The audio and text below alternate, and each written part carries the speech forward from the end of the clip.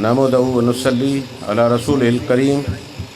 सबसे पहले मैं ठट्टा के प्रेसिडेंट हमारे छोटे भाई अरसलान बिरोही को मुबारकबाद दूंगा, जिसने जंगल में ये मंगल लगाया है।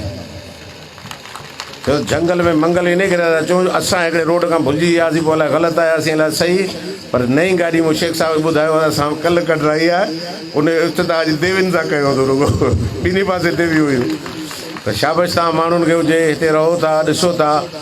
बिरोही साहिबु हिकिड़ो चङो इंसानु आहे, हमदर्द इंसानु आहे ऐं तव्हांजी ख़िदमत करणु चाहे थो। नौजवान माण्हू आहे, तव्हां जेकॾहिं हिन जा हथ मज़बूत कंदा ऐं PTI जा हथ मज़बूत कंदा त इंशा अल्लाह ताला ठीकु आहे। ॾुखियो वक़्तु आहे, महांगाई बि आहे, माण्हू असां सां बि रड़ियूं कनि था, मसइला बि पंहिंजी जॻह ते आहिनि। पर रहियो सुवालु इहो त असांखे इहो अफ़सोस थियो आहे जेको हीअं 30-40 किलोमीटर असां 105 खां जेको मुड़िया आहियूं मोरी खां, त जेका रस्ते जी हालत ॾिठी तूं त हैरत आहे। हिननि माण्हुनि खे शाबाश आहे जो ही सब्र करे वेठा आहिनि, हिन रस्तनि ते हलनि था, अचनि था, वञनि था। इंसानु बीमार बि हूंदो आहे, कॾहिं तबियत बि ख़राबु हूंदी आहे, कॾहिं माण्हू सां मजबूरी बि हूंदी आहे, पर शाबाश हिननि खे हुजे जेके हिननि ज़िलनि में वेठा आहिनि बादशाह। उन्हनि बादशाहनि हिते माण्हुनि जी वरी ख़िदमत कई आहे, जेका कंडनि सां ऐं पथरनि सां आहे। रुगो पथर ईअं पिया हलनि जीअं उहो बाल हुजे न, बसि रुगो पिया उॾामनि, ख़बर न आहे छा थींदो। बहरहाल उहे ॻाल्हियूं पंहिंजी जॻह ते।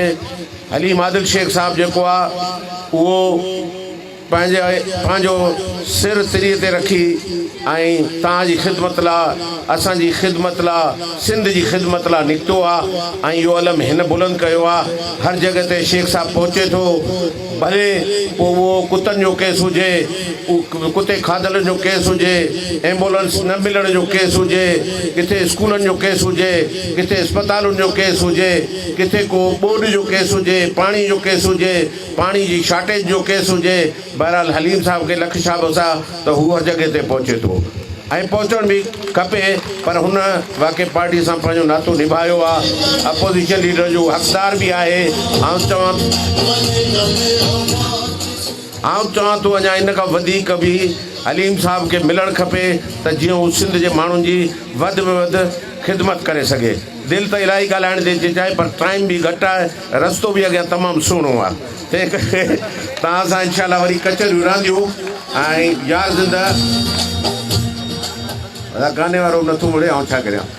यार ज़िंदा सोबत बाक़ी तव्हांजी वॾी महिरबानी। अलाह साईं तव्हांखे पंहिंजे वचननि सां ख़ुशि रखे। बिरोही साहिब जी तमामु वॾी महिरबानी।